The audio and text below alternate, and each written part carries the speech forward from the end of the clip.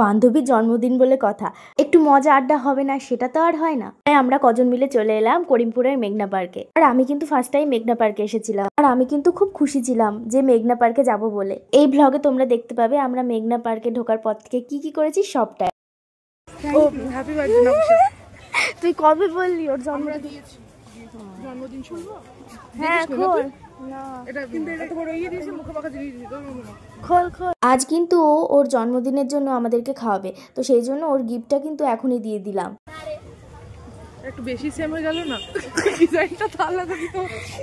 একই বাবা, তোরা দুজনেই তো একই, তোদের দুজনকে একই সেন্টেড মোমবাতি।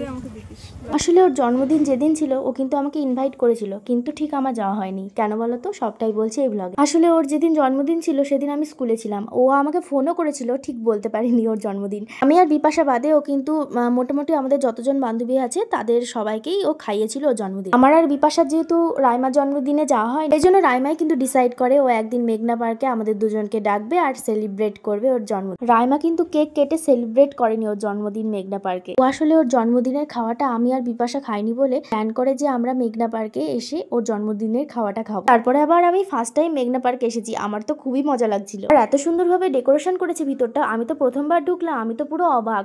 আর গরম কিন্তু এক ফোঁটাও লাগছিল না। আমরা যেই টেবিলটায় বসেছিলাম সেখান থেকে এত সুন্দর সুন্দর রেসিপির গন্ধ আসছিল, মনে হচ্ছে এখনই গিয়ে টেনে খেয়ে নি, এত ভালো লাগছিল। আর আমরা যেসব খাবারগুলো খেয়েছি সব কটাই সুস্বাদু ছিল। আর এখানে কিন্তু খাওয়ার মেনু ডিসাইড করছি কে কোনটা খাবে, বুঝতেই পারছো সবাই এসেছি। বিপাশার ভাইকে নিয়ে এসেছে আর রাইমার ভাইকে নিয়ে এসেছে। আমি তো সেটাই বলছিলাম যে আমি আমার ভাইকে নিয়ে আনলে কি এমন দোষ হতো, তো সেটাই বলছিল ওরা নিয়ে আসতেই পারতিস। আসলে আমার ভাই তো বুঝতেই পারছো ছোট মানুষ, ওকে একটু বড় হলে নিয়ে আসবো। আমার খুব ইচ্ছা আছে আমরা একদিন পুরো ফ্যামিলি মিলে ডিনার করব। আজকের মেনুতে ছিল তন্দুরি রুটি, পনির মশলা, চিকেন কষা আর নান। রান্নাগুলো কিন্তু খুবই সুন্দর খেতে ছিল।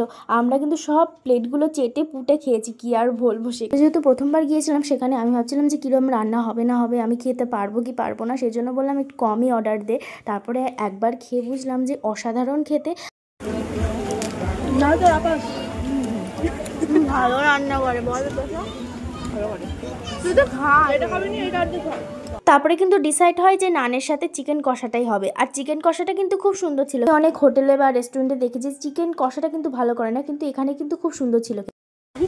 খুব ভালো খাবার হয়েছে বল। হ্যাঁ ভীষণ ভালো, প্রথমে হ্যাঁ খুব ভালো খাবার হয়েছে। এখানে আমি রিভিউ দিতেছি সবাই খেতে, হ্যাঁ সবাই এত ভালো খাবার হয়েছে। পেটকে শান্ত করতে। ও হ্যাঁ বার্থডে, হ্যাঁ তুই বিশাল শান্ত করেছিস আমাদের পেটকে। সবাই কমেন্টের মাধ্যমে ওকে হ্যাপি বার্থডে জানান। ওর অনেক টাকা চলে গিয়েছে, ও যে কিভাবে ওই টাকাটা তুলবে সেটাই ভাবছে। আর বিপাশা তো বার্থডেতে অবশ্যই খাস, হ্যাঁ আমরা তো সবাই পছন্দই করি খেতে, সেটা বলছি যে হচ্ছে তুই খাবি আমার বার্থডেতে বল। ইস কি সুন্দর জায়গা। আর আমি প্রথম ফার্স্ট টাইম এসেছি বলে আমার এরকম মানে রিয়াকশন হচ্ছে। দেখতে পাচ্ছেন জায়গাটা যতটা সুন্দর দেখতে পাচ্ছেন, আবহাওয়াটা ঠিক ততটাই সুন্দর। গাছের পাতাগুলো এমন ভাবে নড়ছে না, ওয়েদারটা জাস্ট দারুণ। আমার কি বলবো, দেখুন দেখুন এত সুন্দর হাওয়া হচ্ছে, কি বলবো, ওয়েদারটা দারুণ হয়েছে, খুব সুন্দর। এখানে সবাই বোটিং করছে, বোটিং দেখতে পাচ্ছেন। ও দেখা যাচ্ছে না ঠিক, ক্যামেরাটা আমার অতটা ভালো নেই তো তাই, কিন্তু খুব সুন্দর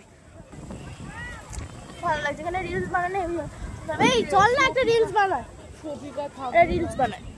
খাওয়া দাওয়া হওয়ার পর কিন্তু আমরা একটু ছবি তুললাম, একটু রিলস বানালাম আর একটু স্টোরি দিলাম। ভয় লাগছে রে,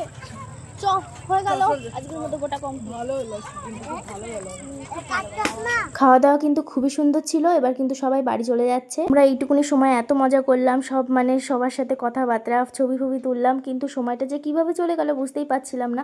আর এখন তো বাড়িতে যেতে ইচ্ছা করছিল না, এত মজা হচ্ছিল। আর তারপরে এই জায়গাটা এত সুন্দর হাওয়া দিচ্ছে, কি আর বলবো, এই গরমে খুবই ভালো লাগছিল। সুন্দর একটা জায়গা, তো এখানে রিলস না বানালে কেমন কেমন লাগছিল, তো আমি একটু রিলস করছিলাম, একটাই করেছি অবশ্য। তারপরে ওদেরকে বললাম কিন্তু ওরা একটু ওরা করতে চায় না, ওই জন্য আমি একা শুরু করে দিলাম। আর এই ব্লগটা কেমন লাগলো অবশ্যই জানিও।